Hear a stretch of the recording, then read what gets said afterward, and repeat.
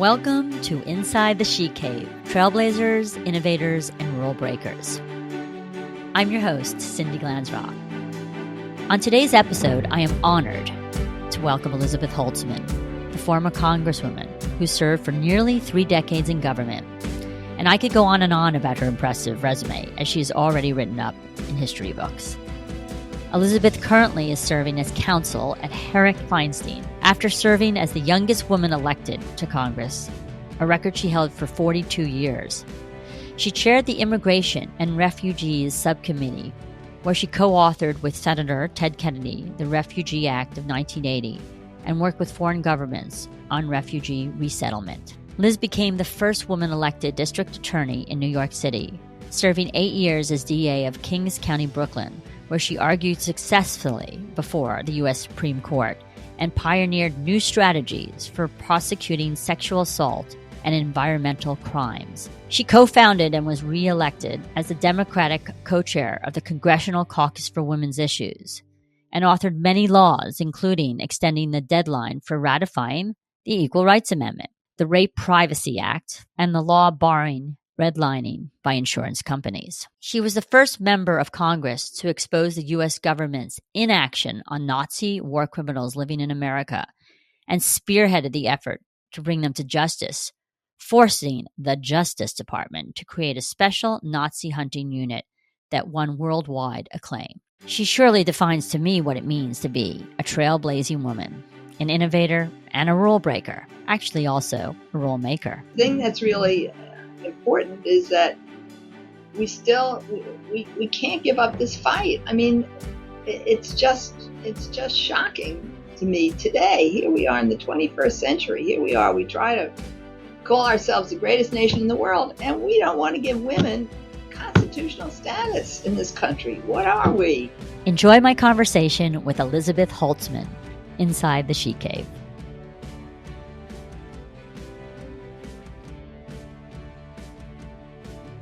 Elizabeth Holtzman, aka Liz, who has been with harrickfeinstein, from what I understand, approximately 20 plus years. Correct. And after that, primarily, of course, in an area which you can explain to us, hopefully, today, which is called Government Relations Group and some litigation.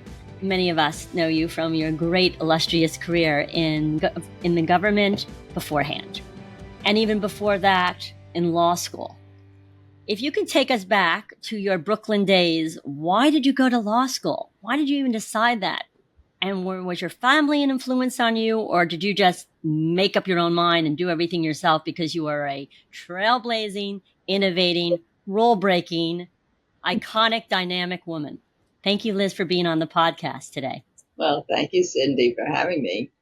I had a wonderful family, and they were very encouraging about a woman's place. My dad was a lawyer, and my mom was a college professor and actually was head of a department at Hunter College, Russian literature and language. So they both told me, as well as my grandparents, that as a woman I could do anything I wanted. Wonderful. So I had that as an example for me and encouragement always. I mean, when my grandfather would go over the arithmetic tables with us, multiplication tables with us, he'd do, I don't remember who he did first. I have a twin brother, whether he started with my brother or with me, but we got the same grilling. And so I was always treated as somebody who could, if I wanted to, achieve.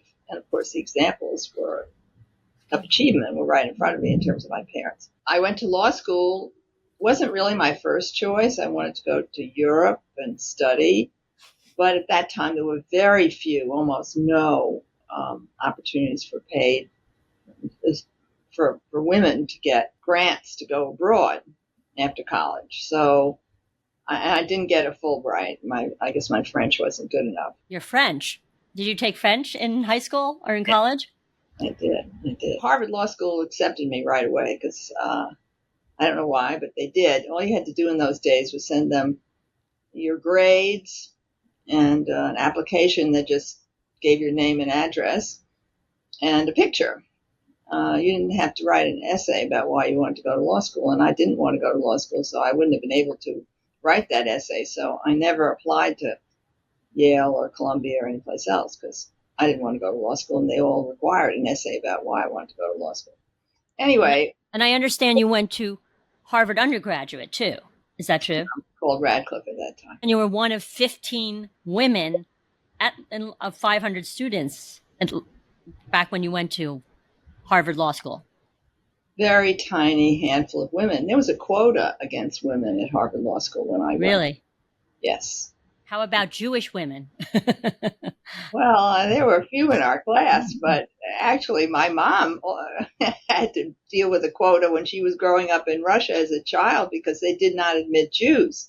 Maybe one or two Jewish students every year to the gymnasium, which was the high school. So, I'm familiar with quotas, but we managed to survive them. Women were not really well treated at Harvard Law School, I must say. But the most important thing that happened to me at Harvard Law School, and probably one of the most important things that happened to me in my whole life, was a white lawyer from Mississippi came up to Harvard Law School in my freshman year. Yes. And lectured to us. Went to hear him. There were only a few people who were in the audience. And he talked about integrating the University of Mississippi, James Meredith, ancient history. And he said, come down and help us. And that sounded amazingly interesting and important. And so I think about 8 others of us from Harvard Law School went down that summer hoping to work in the civil rights movement. Of course, I had no idea what I was getting into at that time. I wound up in what's called Albany. We call it Albany here, but Albany, Georgia, which is very close to Alabama. Black people had to get off the sidewalk when you were there. A white person was walking down, not necessarily in Albany, but in the surrounding counties.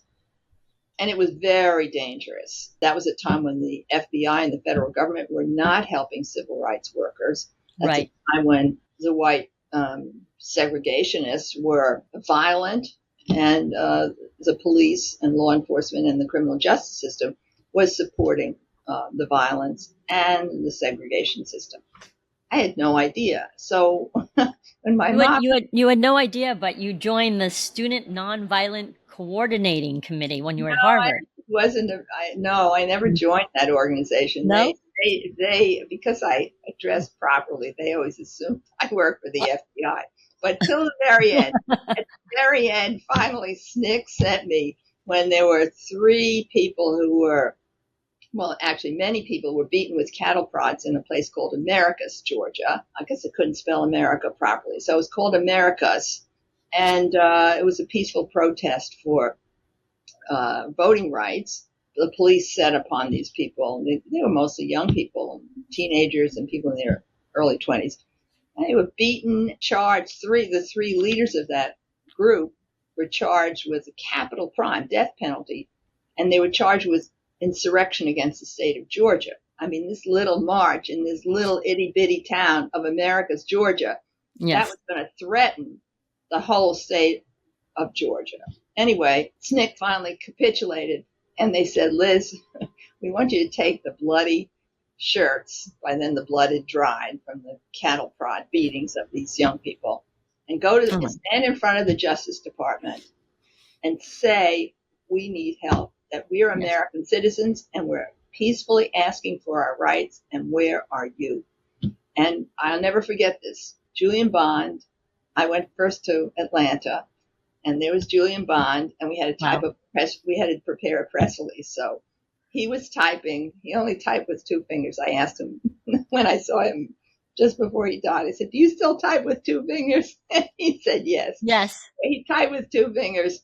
Tell the audience who Julia Bond was, just in case. Julian Bond was a very famous Black lead, became a major leader in the civil rights movement in Georgia.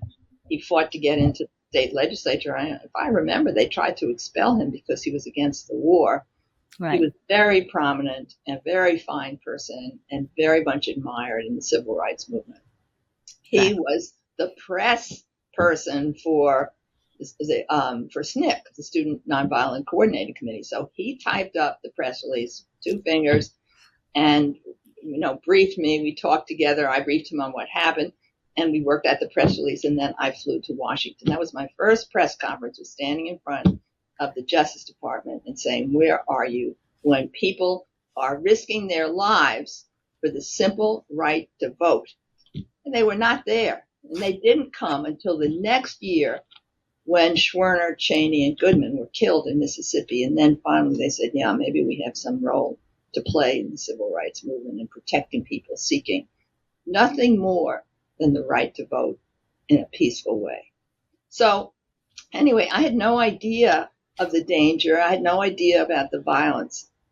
I don't know what I was thinking, but I didn't realize that I would be in danger. And so when I came down there to volunteer, I think it was very dangerous for the lawyer. I was working for a black civil rights lawyer who's the only one working in that part of Georgia for civil rights. What was his name, the civil rights lawyer that you worked for? B. King. He ultimately ran for governor in Georgia, and they named the district federal building, federal courthouse, in his honor. I mean, so things have changed. Yes. But he had been beaten over the head by a sheriff just shortly before I got there. And so, I mean, it was really dangerous for him.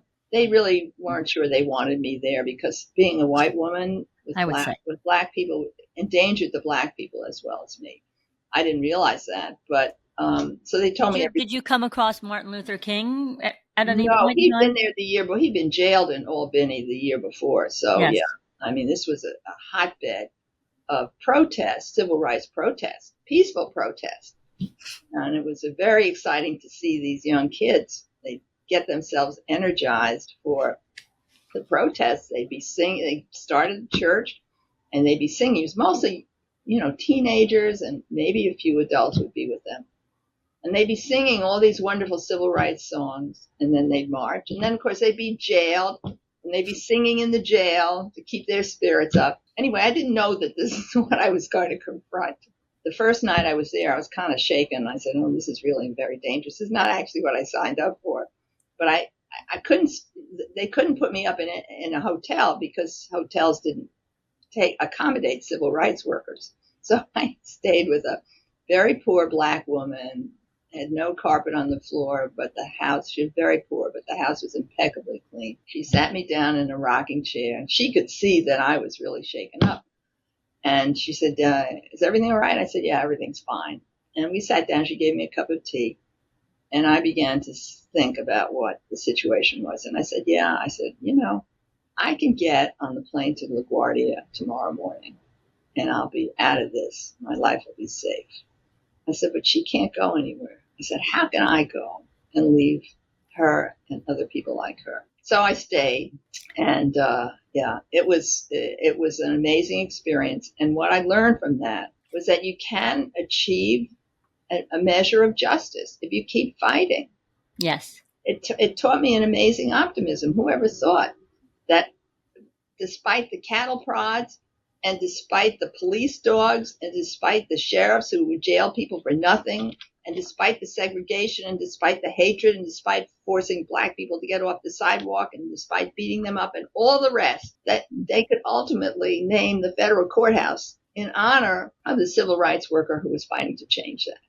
So yes, things changed. Have we made enough progress? No, but it made me realize that you could make change. And so then, that informed my whole life.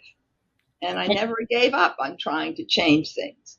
I thought it was amazing. I'm just jumping to one quick question because you went with the delegation that went to Paraguay, I recall. Yeah, it was Beata Klarsfeld. And that was if Chief Pritchett in Albany, Georgia couldn't scare me, I was okay. Well, so tell the audience why you went to Paraguay. Who were you looking for? We were looking for Joseph Mengele, the angel of death, the man who decided life and death for, I don't know how many Jews, tens of thousands, hundreds of thousands at Auschwitz. I wasn't just going to go, when I ran for Congress, I wasn't just going to sit in Congress and do nothing. I was going to challenge how the system worked. That's right. And I guess people saw me challenging. I was on the immigration subcommittee, and somebody came to me connected with the immigration service in Washington and told me that the immigration service had a list of Nazi war criminals living in the United States. He seemed very rational and normal. He wasn't seeing laser beams or anything crazy. But I couldn't believe it because the U.S. government had fought Hitler in World War II. What were we doing? Coddling Nazis all of these years later? Made no sense to me. So I didn't believe it. But I couldn't get it out of my head. And the next time the immigration commissioner came to testify, I said, okay, I'm going to ask him. So I asked him. I said, is it true that you have a list of Nazi war criminals living in the United States? And he said, yes. I almost fell off my chair because I didn't expect him. I expected him to say, no, of course not. That's what you talking about. Well, you asked the difficult questions, but you expected a different answer, I gather you're saying. Right. I didn't expect because I thought the guy, I couldn't believe it was true.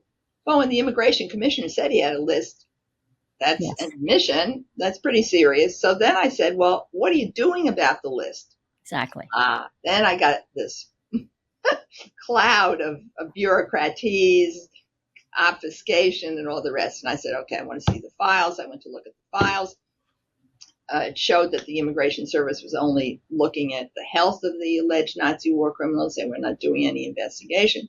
So then I had a press conference. I think it might have been, it wasn't number 2 press conference, but it was an early one, which I said, I exposed the whole problem. I said, the U.S. government is coddling Nazi war criminals, giving them sanctuary, allowing them to stay here, despite the fact that they participated in mass murder. And I said, we have to end this immediately. And I set forth a list of things that had to be done, including a special unit to hunt down the Nazis in America, especially trained staff to focus on them, and accountability. So, and that ultimately happened. I mean, it took some time, till 1979, till I got a special unit set up when I became chair of the subcommittee and on immigration. And then they went to work, and more than 100 Nazi war criminals were expelled. My God.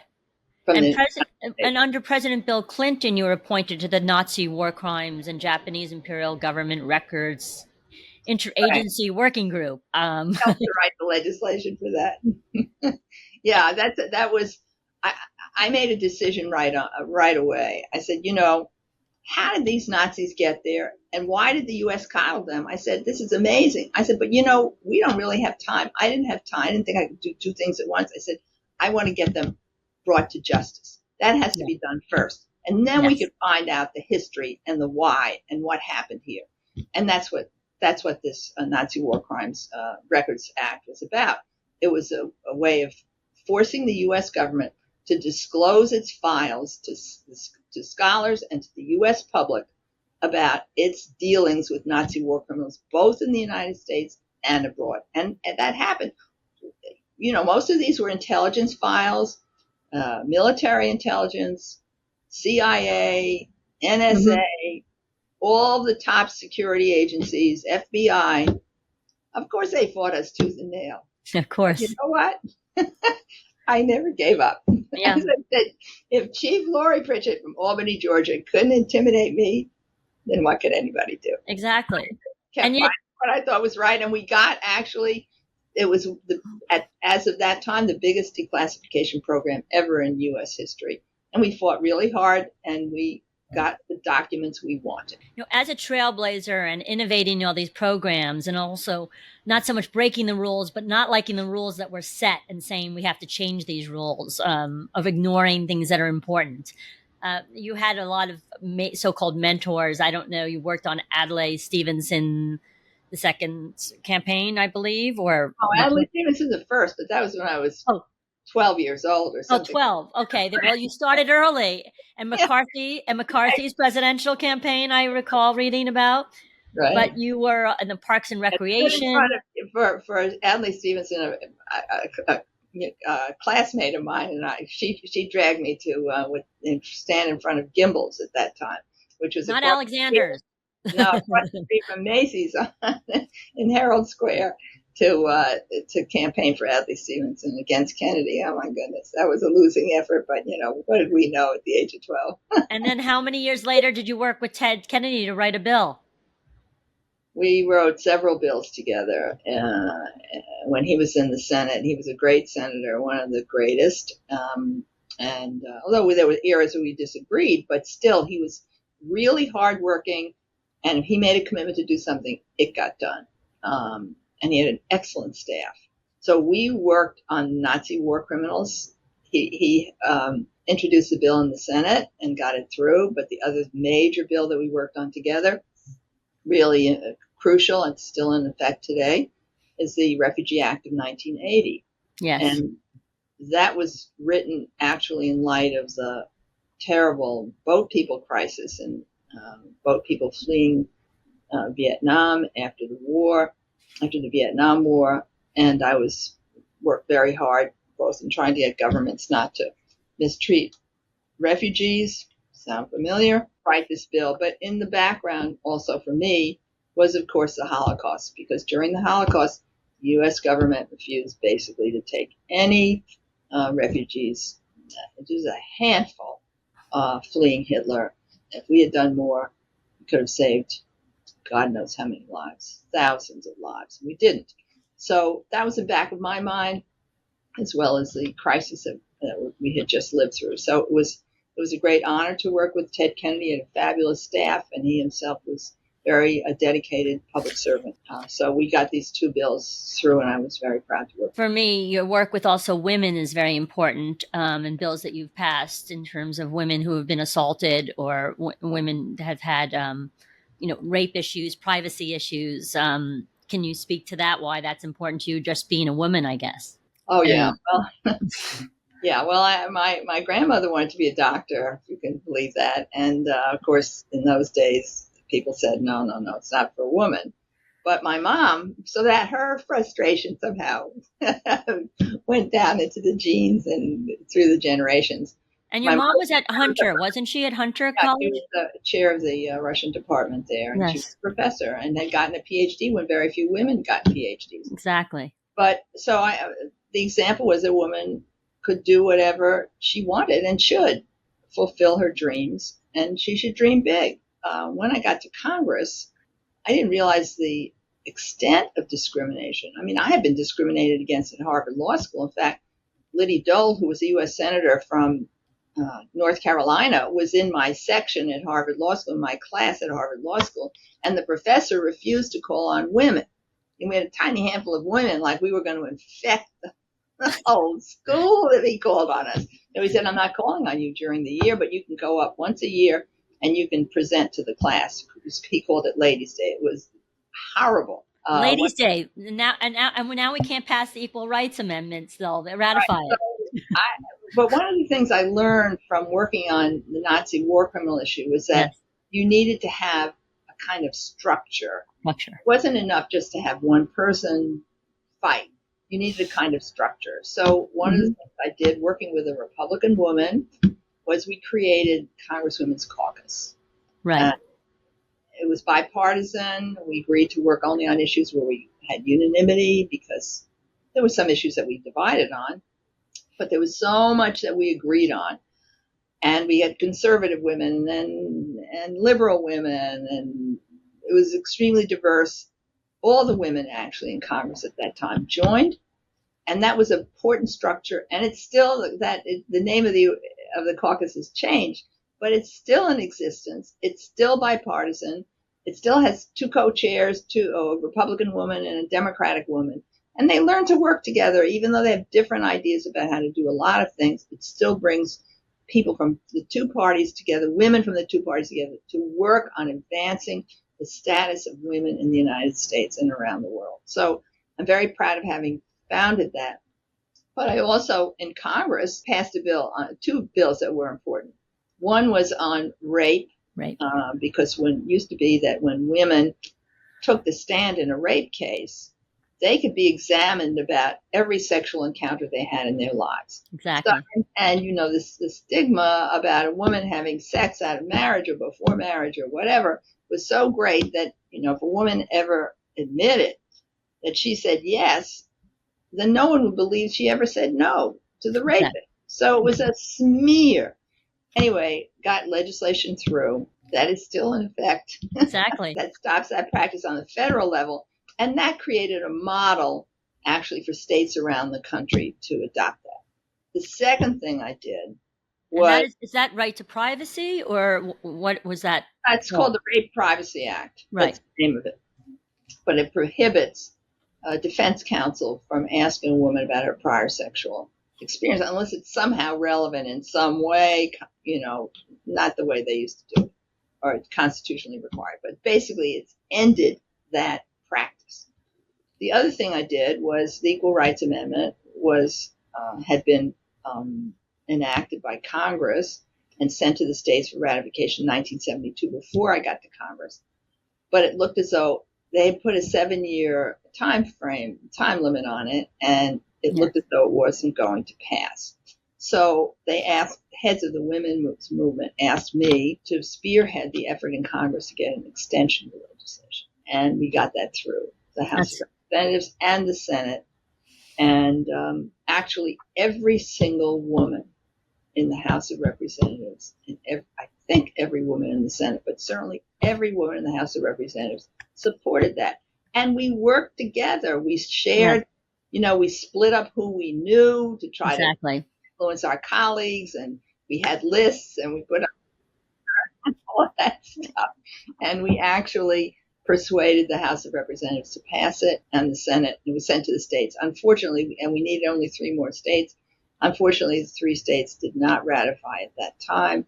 3 additional states have ratified since. We spoke with Carolyn Maloney, and she says we're up to 38 states, but we still, in April, we didn't get it ratified. Well, Congress can vote to accept that those ratifications and say that the Equal Rights Amendment has been adopted.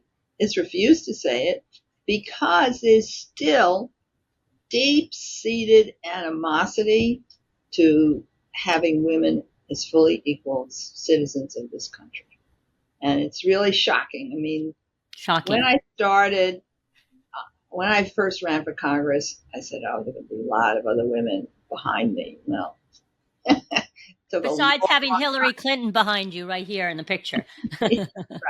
And also Joe Biden. I came to Congress, the House of Representatives, the same year that he came to the Senate. So we know each other for a really long time. Wow. That's what, 1972? Or 73 is when we both took office. Okay. So, yeah, we know each other. And by the way, I do recall that you founded the Brooklyn Women's Political Caucus way back when.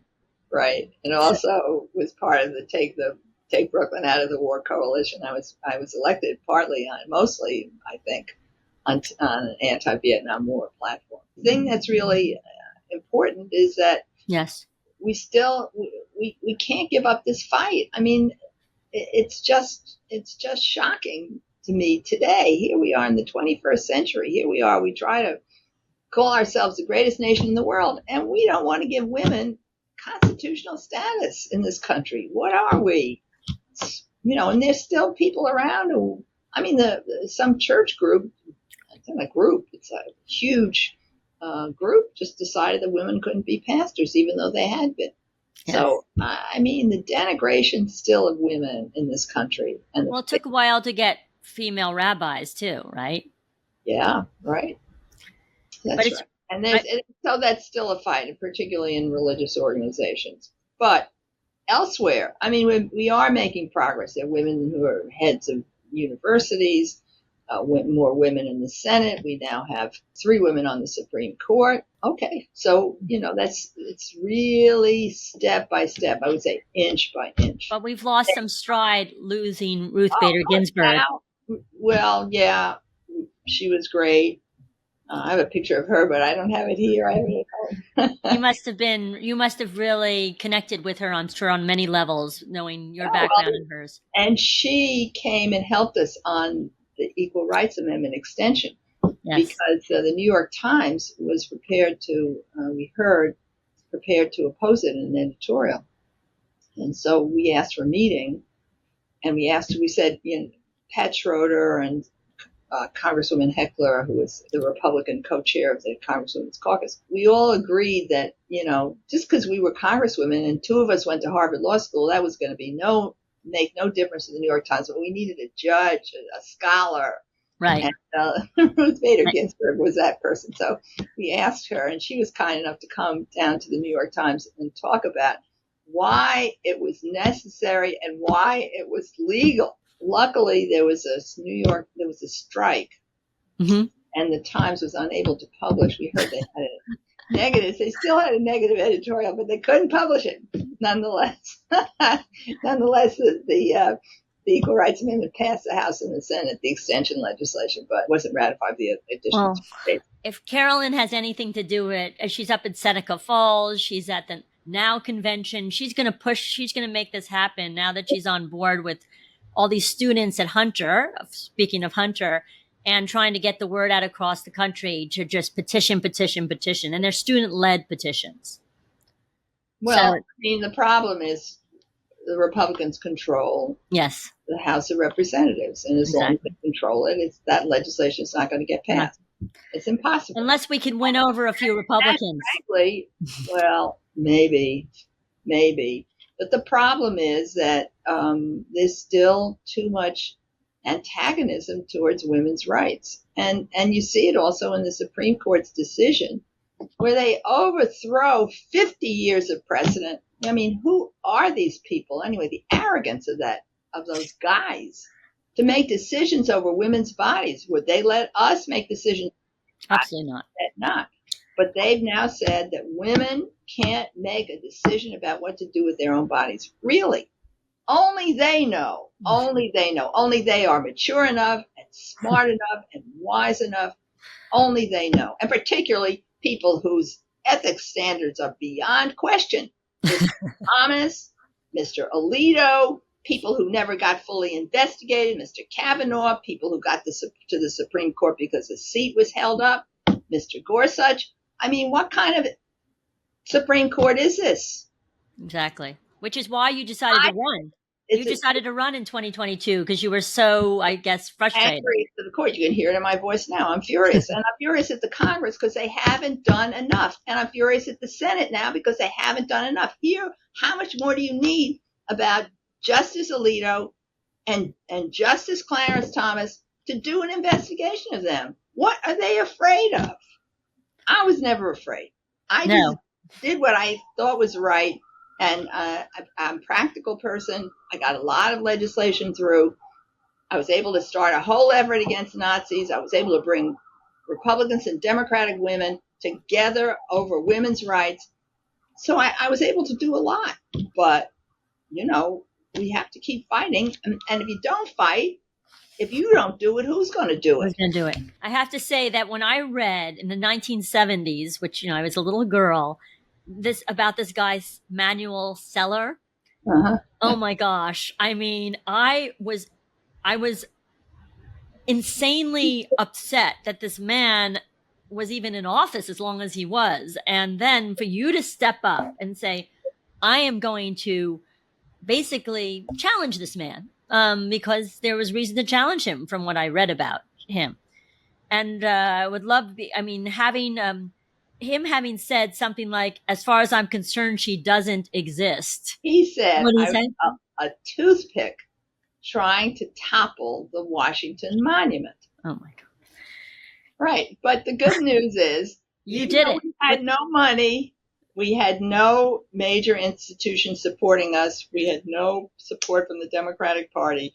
We had, we raised $32,000 and borrowed $4,000 for that race. I don't know. Anyways, won any race. And I heard you needed over $100,000.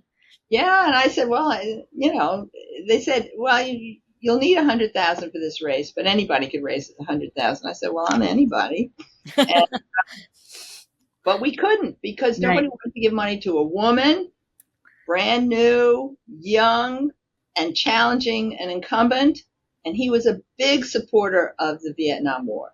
Yes. And in fact, one of the things we were able to expose that he received money from the people who were defense contractors for the war. Oh, wow. And people in my district were very opposed to the war, and that's why I won. I won in part because I was a young woman. They thought, one, it was good to be young, and it was good to be someone who was a woman because they thought women would be more compassionate, also not part of the corrupt political machine. But they also were very opposed to the war, and I was. But it was interesting because he supposedly was backed and had the support of the Liberal Party of New Yeah, York. the support of everybody. Yeah, everyone. Everyone. So, I mean, even other prominent women, elected women, didn't support me. So what am I going to say? I just did what I thought I could do, and we won. But you also knew the facts. I actually lost my job at the law firm because the law firm said, "Oh, you know, I was working with a prominent law firm at the time, and they won't say their name, Paul Weiss." Well, he's been our client, so if you want to run, you'll have to leave the firm. If you want to stay, that's fine. So I said, I want to run. Bye. And you ran, and you were in office for 8 years in Congress. 8 years in Congress. I was on the House Judiciary Committee during the impeachment of Richard Nixon. Talk about not being afraid. One, I wrote the article of impeachment. Unfortunately, wasn't adopted. Right. I wrote the bombing to impeach Richard Nixon for concealing from Congress the fact of the vast bombing that had taken place in Cambodia. Yes. And then when Ford issued his pardon and there were demands for an investigation, he came to the House of Representatives. He knew nobody was going to ask him a tough question. Right. I did. I asked him all the tough questions. I knew he was going to filibuster, so I basically asked the questions, and then, so he couldn't filibuster me, and then he answered. But and I asked him whether there was a deal over the pardon, and I raised all the issues about why he gave the papers to Richard Nixon, why he didn't consult a special prosecutor during that time, why there was such haste about the pardon, and a lot of other questions. So things like handing over the tapes, kind of like Trump handing over the documents. Yeah, well, that's what Ford did. I mean, why was this an act of courage? He gave Nixon all of the papers. Congress had to step in and say, wait a minute, the trucks are there at the White House or whatever, taking out all of Nixon's papers, tape recordings and everything. And we had to step in and stop that. Yes, I was the only one on that subcommittee who had the authority to ask for the questions that were on everyone's mind. I mean, I'm not going to be intimidated, and that's why I ran for Congress this last year, because I felt that members of Congress were not standing up to the U.S. Supreme Court when the horrors that we see now are being perpetrated. And the most recent one about affirmative action, and that colleges can't take race into account, as though we don't want people in universities to learn, not just from books, but from each other. Right. From experiences that we've never had. Exactly. Each individual has a limited experience. You want to be enriched by the various experiences of other people. And if you don't know about the poverty, if you don't know about the racism in this country, how can you address it? And how will we as a nation address it? These institutions like Harvard train leaders of the future. Shouldn't they know about the experiences of different people in a personal way? I mean, the Supreme Court is a level of ignorance and blindness and bigotry that is just disgusting and disgraceful. We've come a long way, baby, in baby steps. Oh, yeah. I would say some giant steps, too. I would say that, women, we have made big strides. We're up there at 30%. Race. We're getting equal pay is moving up. Women's pay, status in society is better, but we're not 100% there. And the fact that we're still being denied the right to control our bodies and still don't have a firm place in the Constitution. Discrimination in the Constitution. They're so worried about discrimination. This court that says, we can't have any discrimination. Equal is equal is equal. They haven't done that with regard to women. The standard for racial discrimination is much stronger, more serious than the standard, higher than the standard for discrimination against women. So you can discriminate against women more easily. Really, this is they're so hypocritical. It's revolting. Well, it's interesting that you always kind of test the system. At least you said that it's only testing the voters. because you know that women need to do that. You kind of have to step up. Back in the 70s, United States, you were going to run for senator. I remember. You had primary, despite Yes. the fact that, again, we were underfunded, didn't get the endorsement of any major newspaper, didn't get the endorsement of any major political figures.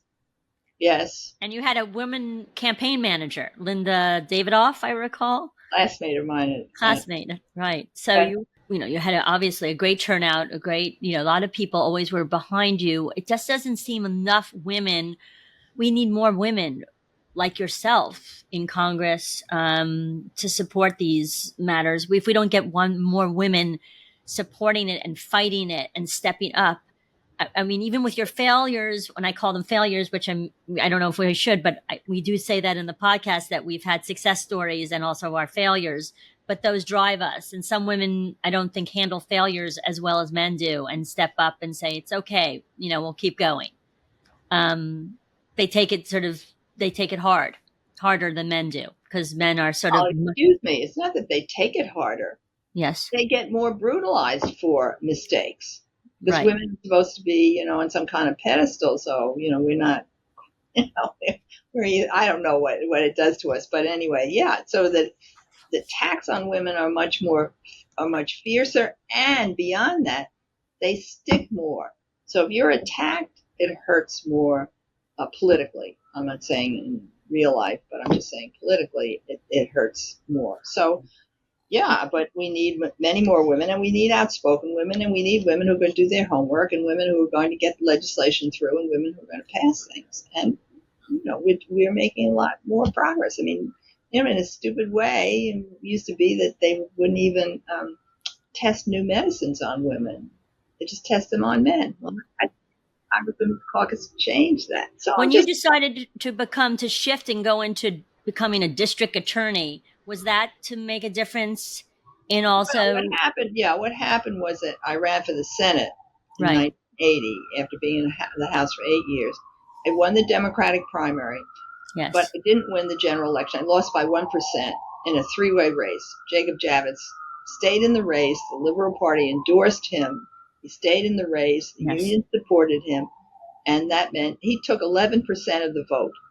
From you. Most of that vote would have been mine. I would have won by a landslide if he hadn't been in the race. He knew why he was staying in the race. He refused to get out of the race. So that was it. D'Amato was a conservative on women's rights, on other issues, and that's what we were stuck with for many, many years. Yes.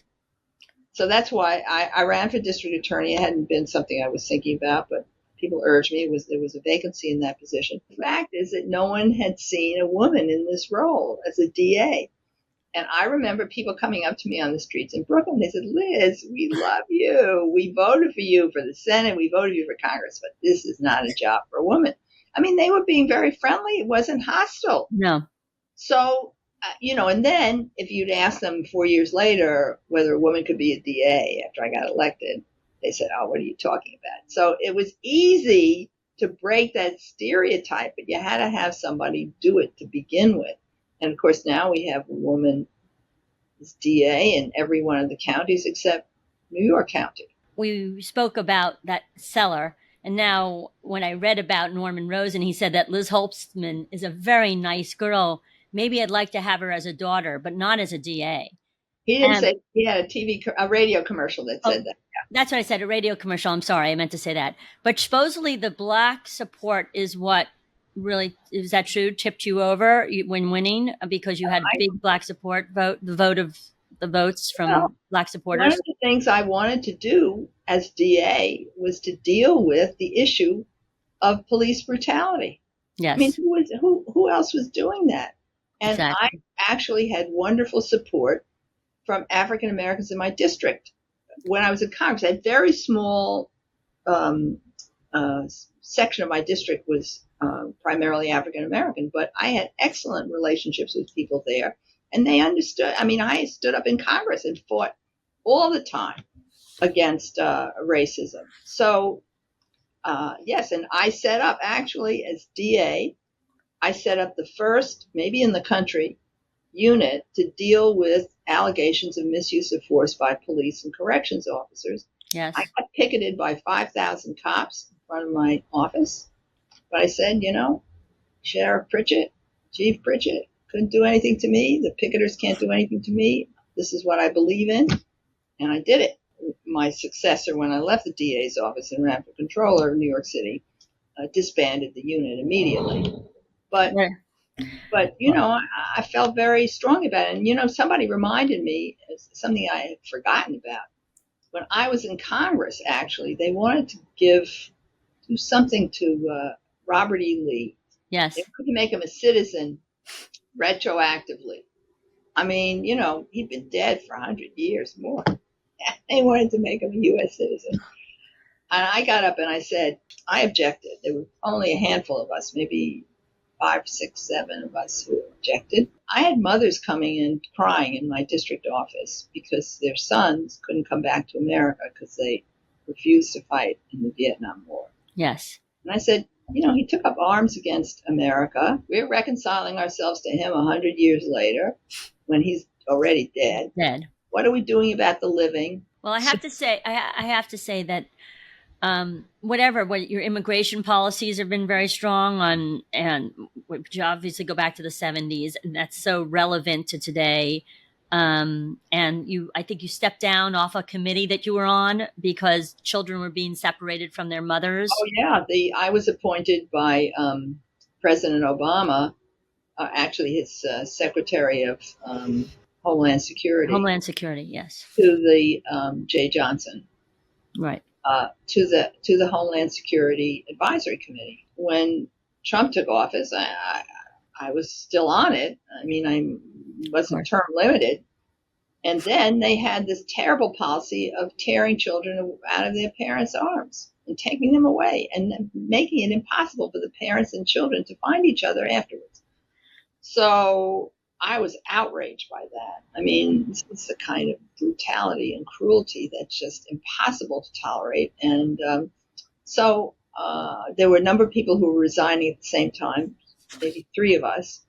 And it was good that we did it. We got publicity and it helped to expose the problem, the policy. But, I thought Trump should have been impeached over that. And I frankly think that there should have been criminal prosecutions discussed for both him and his aides in terms of, I consider this to be child kidnapping, and they should have dealt with it in a criminal way, but they didn't. I mean, that's why having a public office allows you to raise issues in a way that you can't as a private citizen. To think about it, whether it's going after the Supreme Court or going after the stealing of children, kidnapping of children, those are things that you could force attention on. And well, now you're in government relations group. Are you able to do anything, continue to trailblaze in any way? Well, I was very proud to help Assemblywoman Rebecca C. Wright work on the Equality Amendment. Yes. It started out as the Equal Rights Amendment for New York State and broadened to include other groups, helped in terms of the drafting and the construction of it and what it should contain. And I'm very proud that my work helped to make a difference on that. Well, you're a record breaker. You were the youngest woman, I think, to be elected to Congress. I think a record held for 42 years, if I remember correctly. So trailblazing and innovating is nothing new to you. Rule breaking might be another story because I don't think you're probably a rule breaker. But one question, what is near and dear to your heart when it comes to charitable organizations, giving back? Do you do any pro bono work at the law firm? Yes, the work I did, for example, on the Equal Rights Amendment. Yes.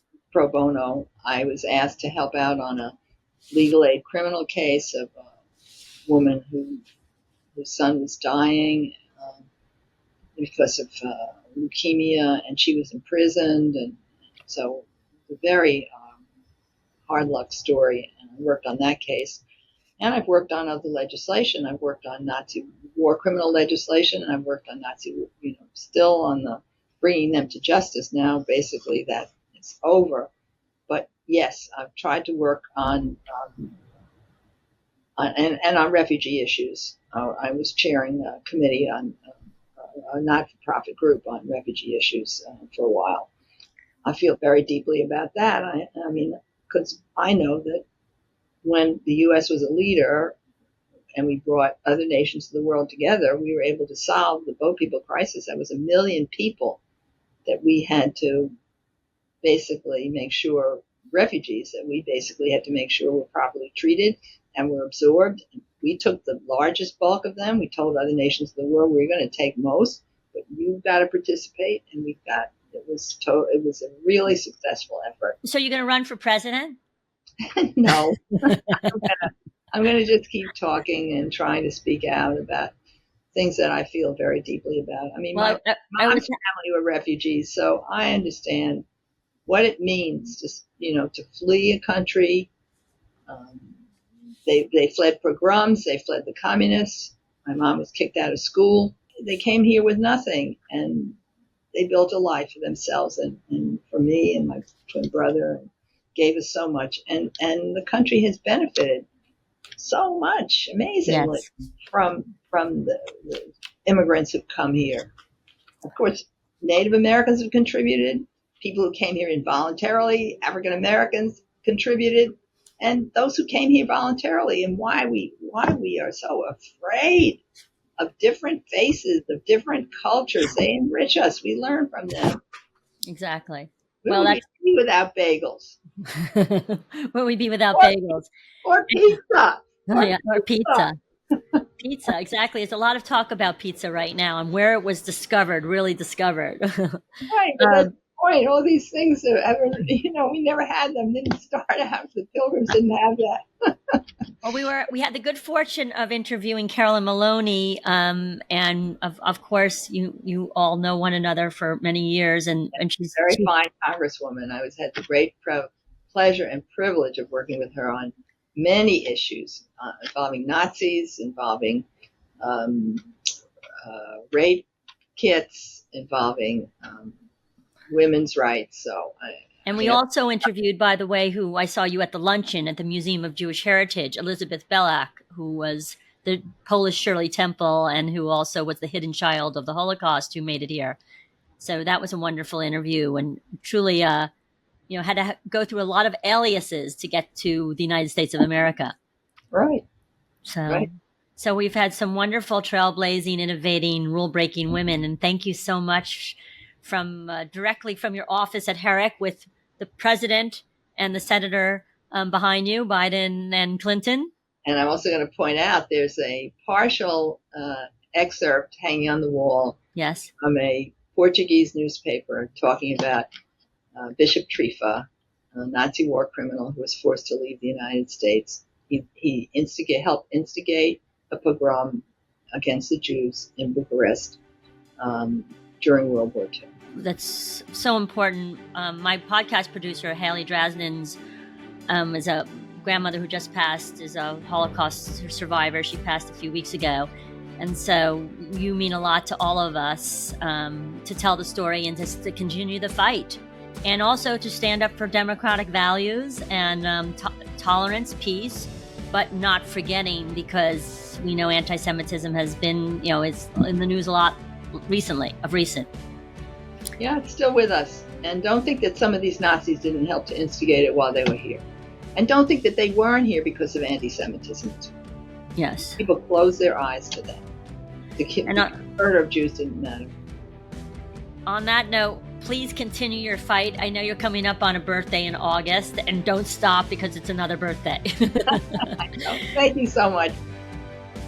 Please subscribe to Inside the She Cave, Trailblazers, Innovators, Rulebreakers, wherever you listen to podcasts, including but not limited to Spotify, Amazon, and Apple Podcasts. If you prefer to watch, you can visit us on YouTube.